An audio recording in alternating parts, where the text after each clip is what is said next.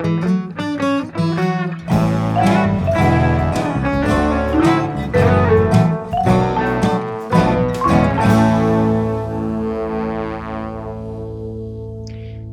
travel to a world lit by gas lamp. We hear the clip-clop of handsome cabs on paved roads, the shouts of young chimney sweeps and newsies shouting the day's happenings. We go to a world of bustles, top hats, a world of plumes of thick soot smoke pouring out from the warm chimneys and the factories. We go to a world with the thick novels that you can read with a nice cup of tea as you look out onto the Thames. We go to a time of smoking jackets, of clubs, and of rampant sexism, racism, colonialism, and classism. Yes, welcome to the Victorian era. We travel here today with my book friends, Mark, Fiona, and Virginia, who I am very thankful that they have indulged this childhood obsession of mine.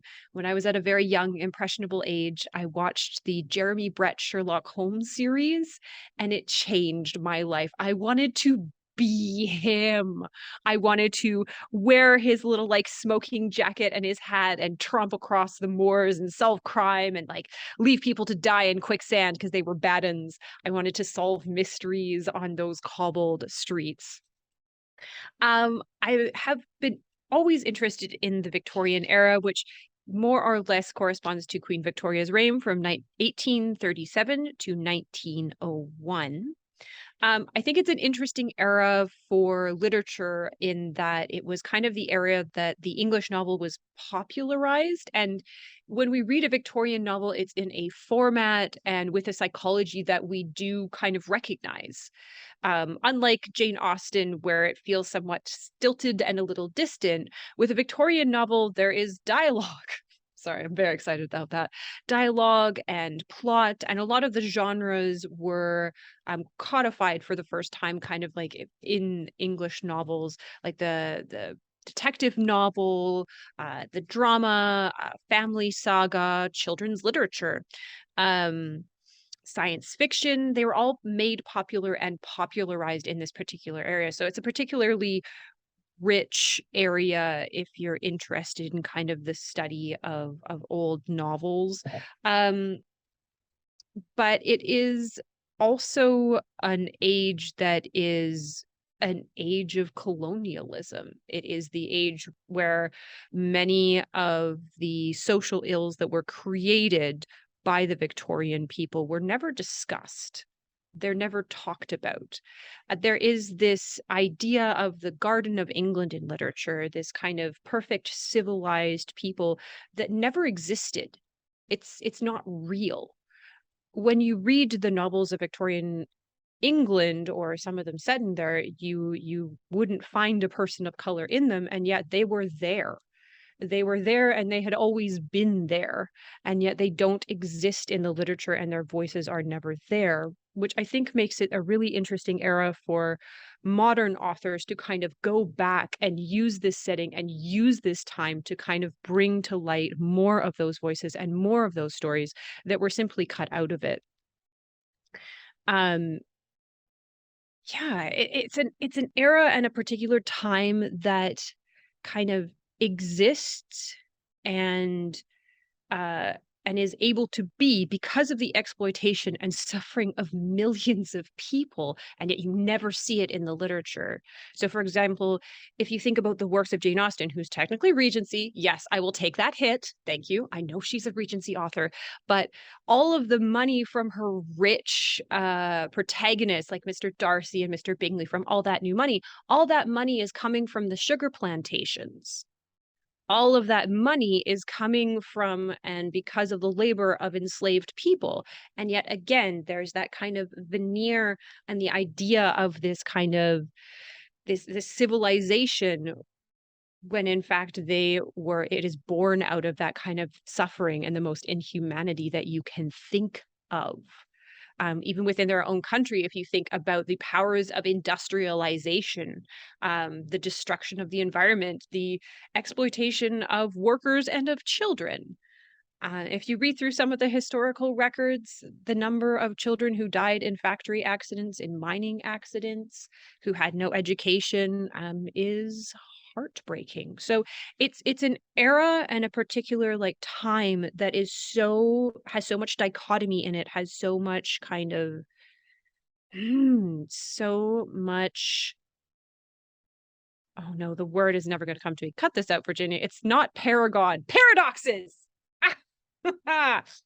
It is a world of paradoxes, which I think make it really interesting, again, for modern people to come in and reinterpret or re-examine that particular time. So I am so excited to see what my book friends have decided to explore in this particular time. Again, there is so much. There's a detective novel. There is science fiction. Authors have taken this particular era and they have done so much with it. You could put zombies in it. You could put werewolves in it. You can do whatever you want. So Fiona, where in the Victorian era did you land and what story is yours? An interesting question, Kareen, because I actually struggled with this one a lot. Because I was looking for something that would maybe be a little bit more critical of the Victorian era. So I did start with reading an antebellum novel, but then I felt like I might be cheating a little bit because it was in the Americas, and it's definitely one I'm going to come back to because it was a really good book. But ironically, I have gone with a very safe pick for today that discusses none of those issues. But nonetheless is a pleasant and comforting read. Um, I am late to the party with this one.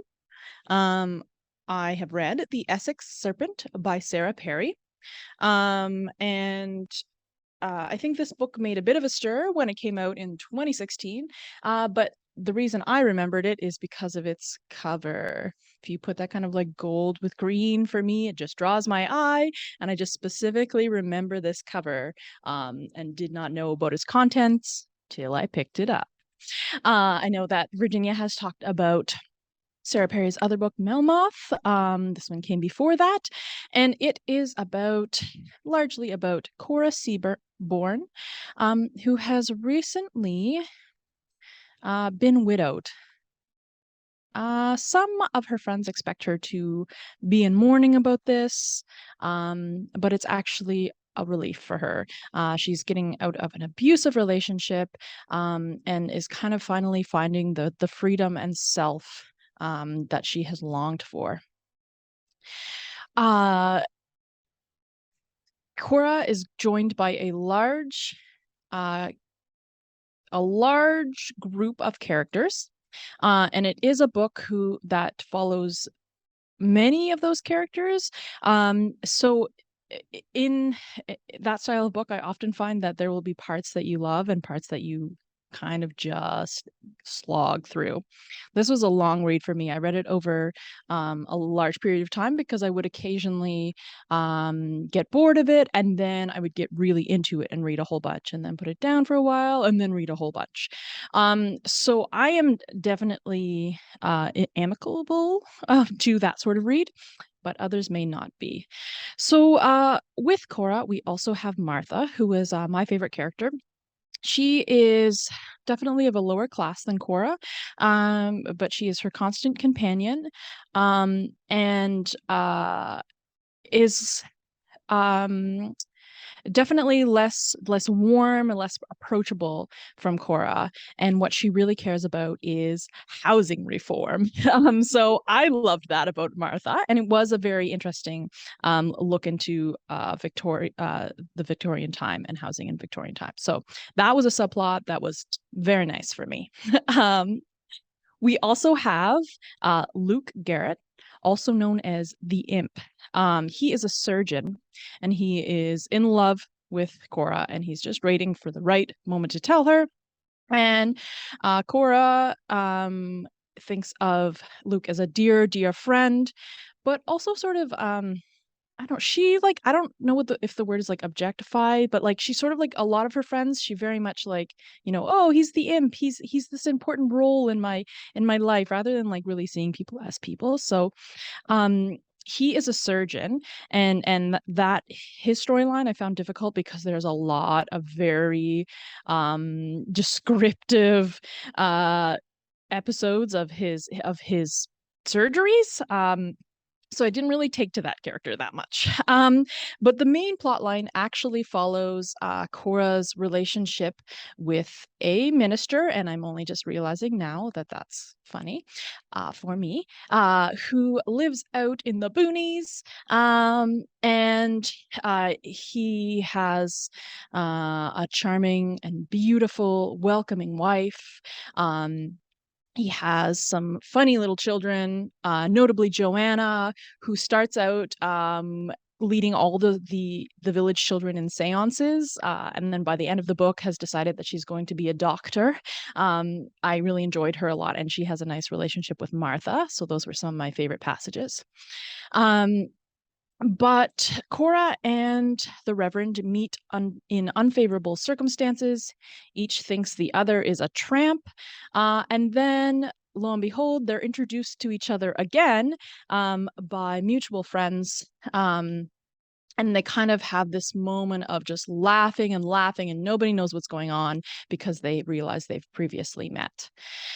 So this all revolves around this lore in the town of this Essex Serpent. So, this beast that the town people believe is coming as retribution for their sins. They believe it is the cause of everything bad that's going on. If a sheep goes missing, it's the Essex Serpent. If somebody is sick, it's the Essex Serpent. And the Reverend, as a God-fearing man, hates this, and he just wants to wipe it out of everybody's psyche, and wants them all to, just be more Christian. So his relationship with Cora actually develops along this sort of debate around the Essex Serpent, because he although he doesn't like hearing about it, he actually, I think, finds it the challenge that he gets from Cora to be very invigorating, if you will. So Cora, kind of in this newfound finding of herself, decides that she's gonna like be an amateur paleontologist, and decides that she wants to look into what's really up with this Essex Serpent. So it's a very meandering story. London, out to the um out to the small town, a large cast of characters, and the prose are really well done. So overall, just kind of an enjoyable, um, comforting read. It does in many ways revolve around an affair, which I found a little bit frustrating. Um, but again, those sort of some of those side plots kind of made up for that, and I feel like it's one of those ones where you're gonna like identify with at least one character, but you may have to sort of sit through the rest. When I was reading this, I didn't actually realize that it was the Victorian era. I actually was like I definitely missed some cues, and it might be because I was listening to it over such a long time, but I was like, oh yeah, like this is definitely like 20th century. um and they're just sort of like a little bit backwards because they're like out of the main the main center. Then I realized, no, this is the Victorian era, and I kind of was able to situate it. Like for me, Dickens is the big association for me with the Victorian era, and sort of situate it in that, which was quite interesting because it does have that sort of like storied characters of different classes, but definitely the telling is very different from something that would have been written in the Victorian times. Um, mainly because it's more upfront about the secrets and perversities of people, instead of sort of like um yeah, just washing over those. So that again, this is the Essex Serpent by Sarah Perry. a comforting and charming read. And I think now that it's been, I don't know, like 7 years since it's been published, you can go into it with with lowered expectations like I did, and just have it be an enjoyable comfort read. Um, yeah. Oh, also they made a Prime version of it, and they cast Claire Danes as Cora, which frustrated me a lot because Cora's like whole thing is that she like dresses like a man, and she's like kind of like homely but is charming enough that like people like her anyway. Like, oh yeah, just like Claire Danes. Yeah. Thank you, Fiona, for that I think very accurate description of the Essex Serpent. I love that you didn't realize it was a Victorian set novel until much later. Even though I think it's about like the beginnings of Darwinism and like everyone struggling with that. Yeah. But yeah, that book is such and maybe Melmoth, which I think Virginia talked about on this podcast before. She's a very like slow burn writer, like slow burn. And I like the slow burn. I do. Yeah, so it's a perfect Fiona book. All right, thank you so much. Mark, what do you have in store for us? Well, it's kind of interesting at the start that you mentioned some of the major social and political issues of the time, namely classism and the class system of Victorian England, as well as Sherlock Holmes, because the work that I'm going to be talking about is a reimagining of the Sherlock Holmes universe titled Moriarty the Patriot. And this manga series is written by Ryosuke Takeuchi with art by Hikaru Miyoshi. I'd never really heard of either of these writers or artists before, but they have a little bit of past experience, mostly doing adaptations of novels and anime that have been made into manga series. So it's almost kind of interesting that they did a remake of like the most famous Victorian era novel, perhaps, at least arguably one of the most well known. In this alternative version of the Sherlock Holmes canon, the story is told primarily from the perspective of William James Moriarty, one of the most well-known villains in Conan Doyle's stories. And while Sherlock Holmes does play a significant role in the series, the vast majority of the story is not told from Holmes's perspective. And this sort of facilitated a refashioning of Moriarty into a very different character, as we tell a tale of crime, inequality, and the rigid class structure of Victorian England and its empire. Essentially, the Moriarty character is still sort of like this famous kind of crime, lord of crime kind of figure, but whereas in the original Holmes stories, he was sort of like a self-serving, kind of calculating, kind of rationalist sort of person, whereas in this version, he is very much almost, I don't want to say a Count of Monte Cristo type figure, but essentially he is helping the lower classes exact their revenge upon the nobles and the nobility, and to ultimately aims to break down the structure of Victorian England society altogether and sort of bring about a restructuring of society. So our story begins when William and his brother, biological brother Louise, are orphans living in a parish church. They spend their days in each other's company and visiting libraries to gain an informal education and insight into English society, because they are essentially the kind of stereotypical Dickensian children. They have no parents. They live in a church. They live with like 20 other kids that the church sort of looks after under like as a kind of act of Christian charity, more or less. And they live there until they catch the eye of one of the volunteers at the church, the eldest son of the Moriarty family, Albert Moriarty, and are eventually taken into the Moriarty home after Albert convinces his parents to sort of do this act of goodwill and charity towards others. But as we sort of find out that the remainder of the Moriarty family is actually not at all interested in the lower classes. They simply take them in as an act of kind of noblesse oblige, as it's known, sort of as a act of generosity on the part of nobles to show their social responsibility and spirit towards those beneath them. But the Moriarty family itself is actually quite rigid in their views. They endorse harsh laws and punishments against the lower classes, against deviancy and degeneracy and all these other ills of society that they view are the responsibility and caused by the lower classes. As time goes by, Albert sort of becomes even more thoroughly disgusted with his family, because he had hoped that taking in these two orphans would sort of change their views on things, that they would sort of grow as people, but that's not how it's gone at all. Eventually, William and Louise propose a plan to Albert that they are going to take control of their family by staging an accidental, quote unquote, fire at the family home, resulting in the death of both the Moriarty parents and Albert's biological brother, who was also named William. So essentially, as part of this fire, the orphan brother, William, assumes the identity of the biological brother, William. It's kind of confusing, and it sort of plays on, in the original Conan Doyle stories, the identity of Moriarty is kind of confused a little bit. He uses different names to refer to the same person, sort of gets kind of muddled a little bit, and that's why in this story they have the three Moriarty brothers, because there's different names and different personas that have been used in the past in some of the stories, as well as other adaptations of Holmes, that sort of has this different structure to it.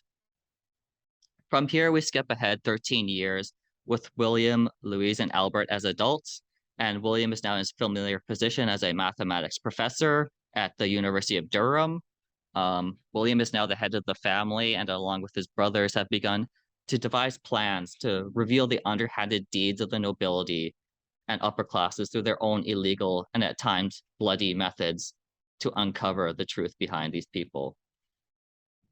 As such, they view their actions as a kind of necessary evil due to the unwillingness or inability of those in positions of power to make real changes to the way English society is structured, or to enforce or enact laws that place the lower classes on equal standing with the upper classes. Their plans often take the form of very public and elaborate plans to have their targets reveal themselves or act in a manner that exposes their secret misdeeds. For instance, when they moved to Durham, their neighboring landowner, Baron Dublin, who was responsible for the death of many people locally, he sort of keeps the people who live on his land in kind of indentured servitude, almost feudal in a way, as you sort of see these vestiges of the way that the lower classes are kept in line on these farms and estates. And William is approached by a man who would like him to assist him in bringing about the downfall of Baron Dublin, essentially, as this man whose child died after he tried to have Baron Dublin allow him to have a doctor visit his child to check on it, but Dublin refused because they do not have any money to pay for the doctor's services. So essentially, William devises a plan. He learns that Dublin is allergic to several types of food, and so he arranges a dinner with the Baron and intentionally induces anaphylactic shock in him, and essentially extorts him into signing over some of his land to cancel the debts of those who live on his land and to enact more equitable practices on his estate, essentially. So this is the kinds of plans that they sort of enact to try and assist those who have been wronged by the upper classes and to use means that aren't exactly legal, but they view it as a kind of necessary evil in order to bring about a more just relations between people. Eventually, they sort of begin to build a larger kind of organization that they refer to as the Lord of Crime, and they bring in sort of more trusted confidants that may be familiar from the Holmes canon, such as the Colonel Sebastian Moran and Fred Pollock. So if you're familiar with the Holmes stories, you may recognize those names as people who are associated with Moriarty. The other key part of their plan is that while they may be able to bring about isolated kind of incidents and things like that, but if the true motives behind their actions are not known, if the true nature of things that are going on are not brought to the public's light, they'll sort of remain kind of isolated incidences that don't bring about any larger change. And to this end, they try to devise ways to become more publicly known, for their actions to become publicized, essentially. for this to happen, they needed to have someone on the side of the law who has an unblemished record, the respect and admiration of the people, and will also side with the truth over protecting the reputation of the powerful of those in charge of them. And this person, of course, is none other than the renowned consulting detective Sherlock Holmes. And there are some chapters in this story that are told from the perspective of Holmes as he begins to sort of put together the pieces behind some of these individual cases and see how the pattern amongst this rising tide and high profile crimes are actually related to one another. And in the chapters that are told from Holmes' perspective, we also get to see some other the familiar characters, of course, like Dr. Watson, Miss Hudson, Sherlock's property owner, Irene Adler, the famous con artist who manages to trick Holmes himself, Sherlock's brother Mycroft, and Holmes's contact in Scotland Yard, Inspector Lestrade, among others. There's also some kind of playful incorporations of some real world and fictional figures from other works of literature. For instance, the Jack the Ripper killings are portrayed as the work of a cynical schemer looking to exploit the lower classes for their own ends that William and his company come into conflict with.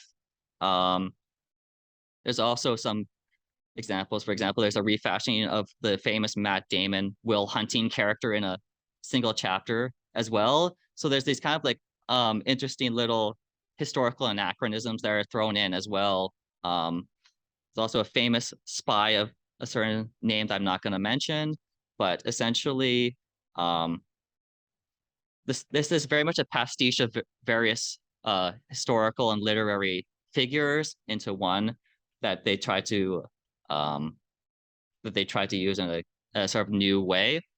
So essentially, if you're interested in a tale of crime, the underworld of England, political intrigue, or just the class system of England in general, then you may also enjoy Moriarty the Patriot. Or you could sort of summarize this as saying, just do crime and eat the rich. Sold, Mark, sold. Absolutely. I love a new take on the Napoleon of crime. I am, of course, obsessed with the Sherlock Holmes stories. And so that is a very interesting take that I didn't think that Matt Damon would be making a cameo in, but there you are. If you're interested in another manga that take place in Victorian time, you could do no better than Kaoru Mori's, I'm going to go with masterpiece, Emma. The amount of research that she does is staggering. So maybe on like Moriarty is more on the educational side. If you're looking for kind of something that is very, very grounded and very well researched, and you want kind of that visual, definitely pick up Emma. It is incredible. All right. Well, we are going to we're going to dip our toes into the world of Victoriana. We know that there are so many famous wordsmiths from the Victorian era, Dickens, Thackeray, my girls, the Brontes. But, language changes, language evolves, and I want to ask all of my book friends what their favorite Victorian slang is. And to be fair, I did share a list with them beforehand. I did not expect them to just have it on the tip of their tongue somewhere of what their favorite Victorian slang is. So, Virginia.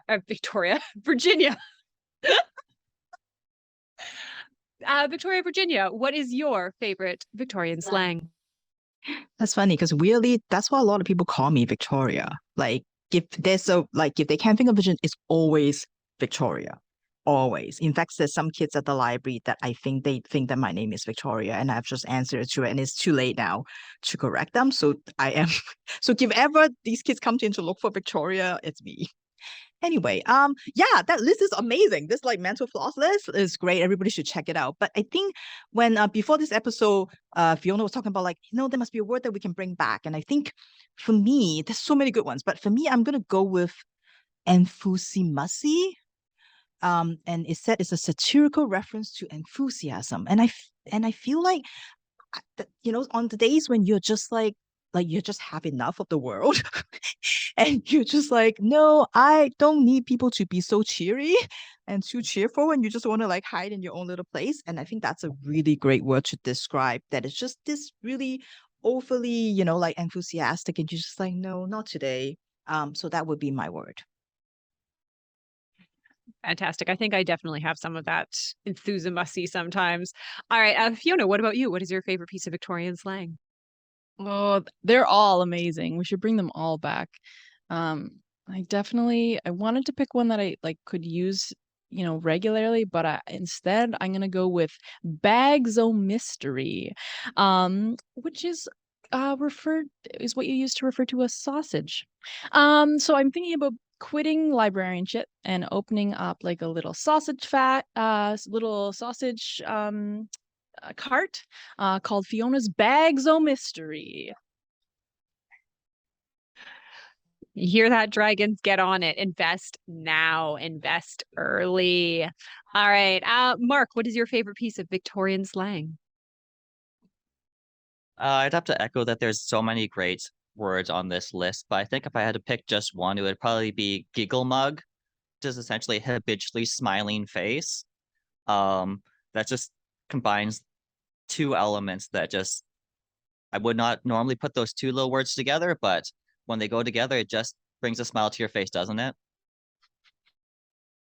It does. It very, very does. And again, so hard to choose, but mine is definitely one that I can see myself using a lot, and it is got the morbs, which means that you have descended into a temporary melancholy. So next time someone asks, "Oh, how are you doing?" You're like, "Oh, got the morbs," which I love. All right, perfect. Thank you so much. Can I And also advocate that instead of book friends, we're going to start calling ourselves book chuckaboo? Because chuckaboo is a nickname given to a close friend. So we should just call ourselves book chuckaboos from now on. So back to you, book chuckaboo, Corinne. thanks, Virginia, for that make a stuffed bird laugh suggestion.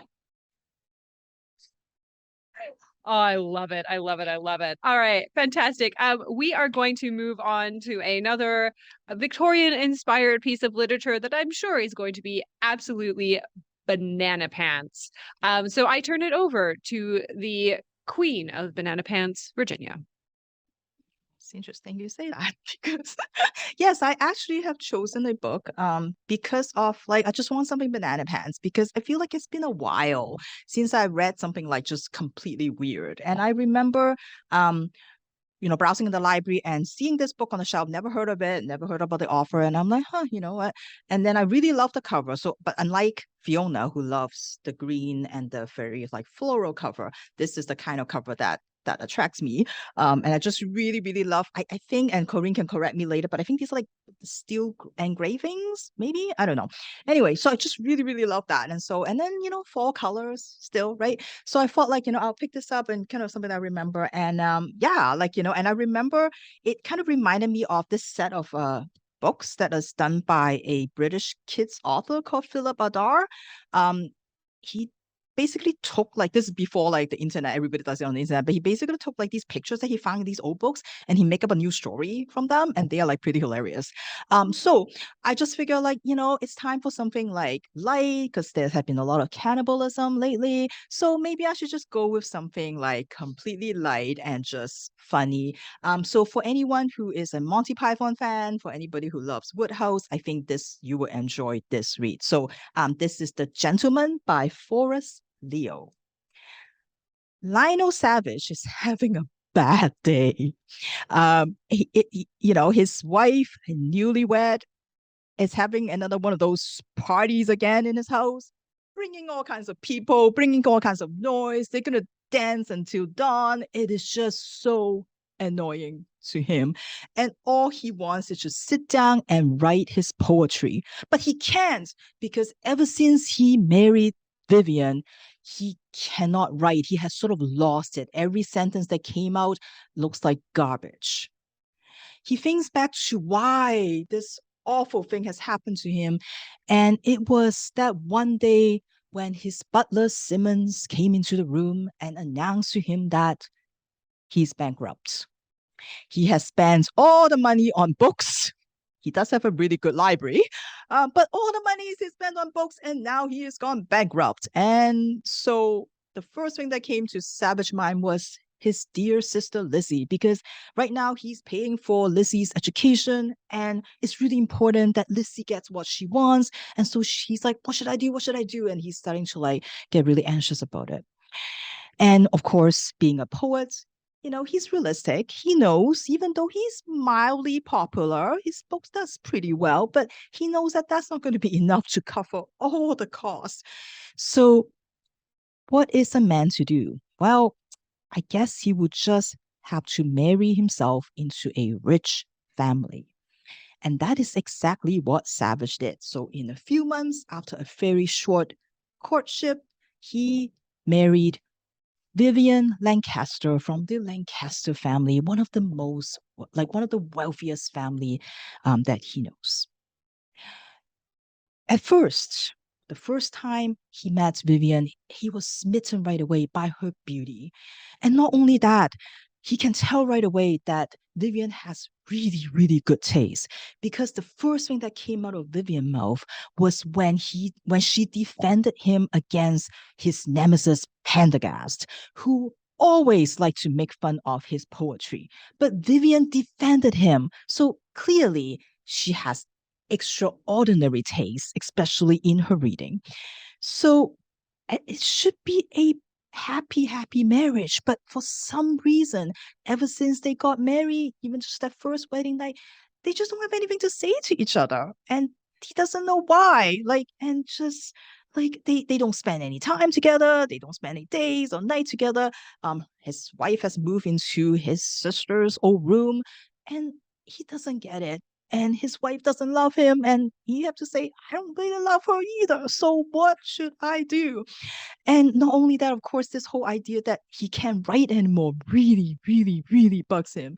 So he is contemplating some extreme measures when the door to his room opened. And he thought it might be Simmons, his butler. But no, it is a very mild, skinny man that he has never seen before. And Savage was just mad, and he said, hey, excuse me, the party is out there. This is a private room. And this guy got even this blush on his face, and he's got even more shy, and he's like, I'm really sorry, but sir, I just want to come in, and I hope it's okay if I intrude, because I just want to thank you, sir. And Savage was like, I don't know you. What do you mean you thank me? Oh, this afternoon when you defended me, not many people would do that. So I'm just deeply indebted to you. And Savage was like, what are you talking about?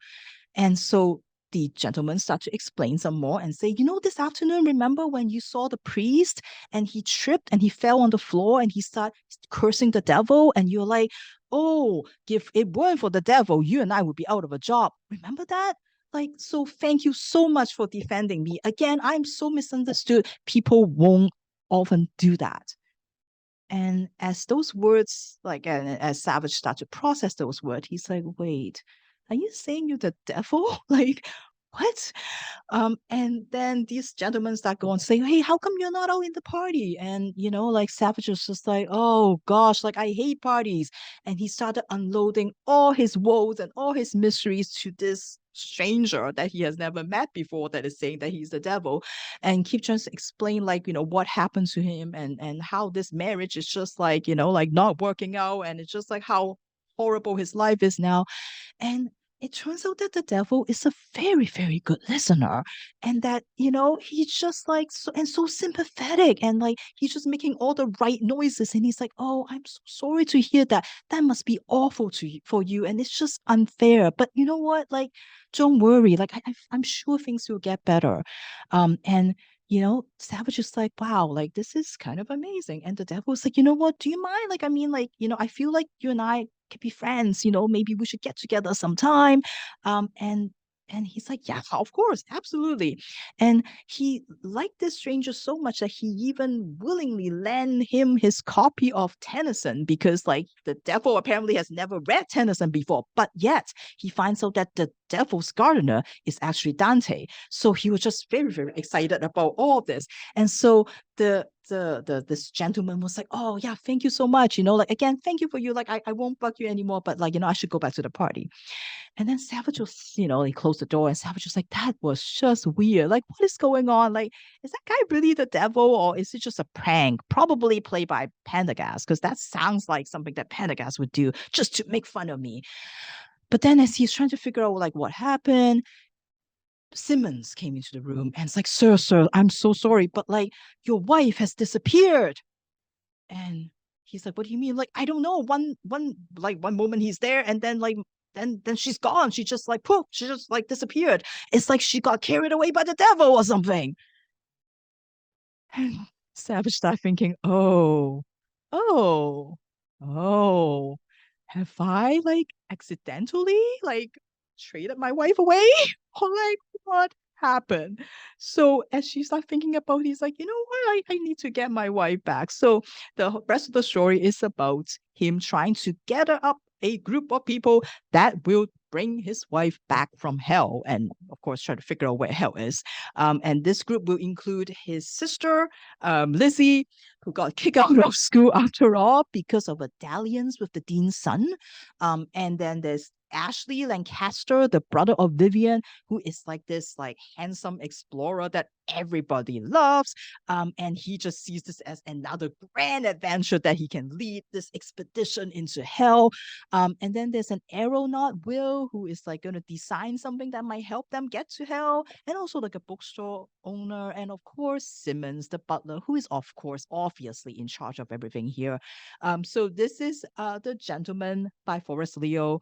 The full title being the full title is being a truthful account concerning the hazards of love, marriage, duels, poetry, inventors, family, anarchists, airships, intercourse with the devil, ladies' undergarments, painting from life, the history of exploration, etc. Set down by Mr. Lionel Lupus Savage and edited with objections by Mr. Herbert Lancaster, Esquire, containing nothing either allegorical or metaphorical and never deviating from the truth. So the whole story is just a fun kind of comedy of errors, a drawing room comedy type kind of story, with a lot of footnotes by Herbert, the cousin by marriage, who is going to tell you like because the story is told from Lionel's sort of point of view, and it's his account of what he thinks happened. And of course, Herbert is like taking every opportunity to tell you that that's not true, or like give you like the truth of what actually happened, or just like maybe just question a little bit of what Lionel said about himself, especially. So a really really fun adventure, tongue in cheek, just plain silly. And this is originally apparently a play, and I can totally see that as a play form, and I think it would be a really fun play because it just got like really good dialogue. So yeah, a delightful absurd tale. So if you just want to have something fun, this is The Gentleman by Forrest Leo. Banana pants indeed, Virginia. And again, what were your options before divorce was legal? Like you could either murder your spouse and or sell them to the devil for a book of poetry. Not sure who got the better deal. All right. Well, as our last book, I am going to kind of go back to my roots of my lifelong obsession with Jeremy Brett's Sherlock Holmes. My man. Of course, I have read his autobiography. You bend the willow, you don't break it. But I decided to go with, surprise, surprise, a YA book. Yeah, I know. A YA historical mystery by Fiona. Make sure you're not holding anything hot. A Canadian author? I know. But I wanted to get back to those cobblestones. So I chose a book that I read a long time ago. It's part of a 4-book series that I thought was really, really good and kind of flew under the radar in a little way, but it's got a really good base. The author herself has a PhD in Victorian literature, so she knows what she's talking about. And it starts with young 12-year-old Mary Quinn is about to be hung at the gallows. She is an orphan, and with no family in the 1850s, she has little option but to turn to a life of crime. Unfortunately, little Mary is not good at it.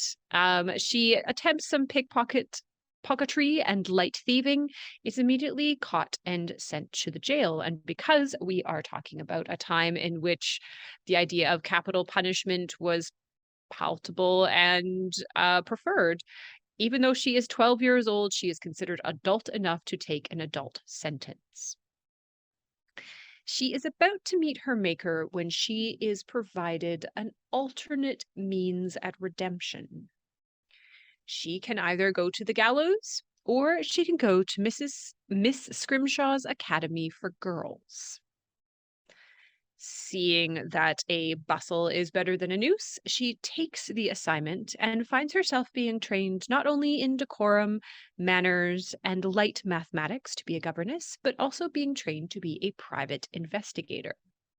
This girls' school is merely a front for the agency, the brainchild of two women who realize that the best private investigators, the ones who are able to uncover all of your secrets, are the ones who can move about your household unseen and undetected. And who better to be as noticed as a piece of furniture than a governess? Mary is trained in all of these arts until she is 17 years old and receives her first assignment. She is being sent to the home of a wealthy industrialist, Thorold, who is suspected of trafficking some antiquities and jewels from India into England without paying the proper taxes or duties. As she arrives there, she meets his sickly wife and his spoiled, quite awful young daughter, Angelica, and the young man who is courting her, James Easton. Now, for most of your private investigators like Sherlock Holmes, unless you are going undercover and deluding a poor maid into thinking that you're marrying her and then just dropping her at the last sentence, yes, it's inexcusable. Never forget.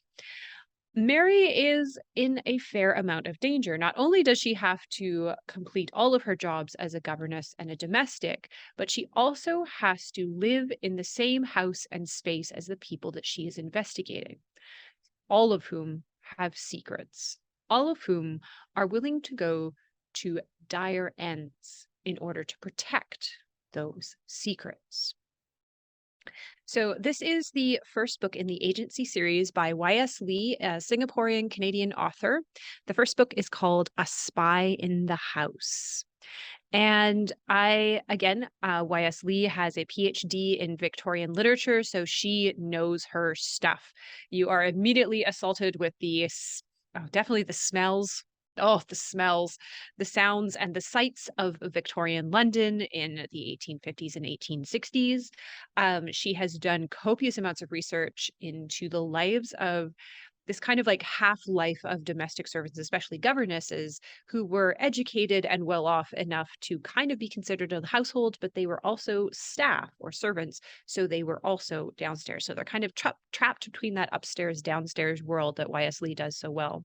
What I really enjoy about this is that, again, Y.S. Lee is plumbing into that depths of what we consider kind of like the lily white world of Victorian England and delves into the history of the Lascars, who for all intents and purposes, were non-European soldiers or militiamen who sailed in the British Navy, and some of whom settled and lived in London and in England for a very, very long time, since the 1600s.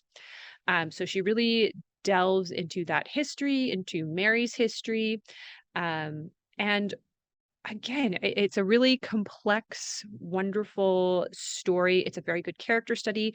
The mystery is kind of slight, but that's okay. That's okay. It's the first book in a series, and there's only 3 suspects, so it's got to be one of them. So you have a 33.3% chance of being correct, which I was, which I find very satisfying because it means that the author has done their job.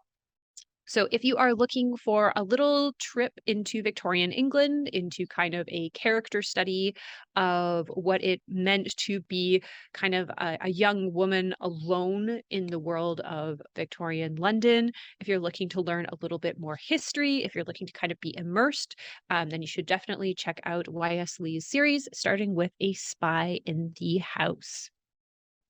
So I would like to thank all of my book friends for indulging me on this trip back into my childhood. I hope that you all enjoyed your stay, except for, of course, oh my gosh, Virginia's stories wife who I assume has a bad time in hell, but maybe not. Maybe it's a party. Who knows? And so these are just some of the fantastic stories being written about this particular time period. And we hope that you make the journey again. Happy reading, everyone.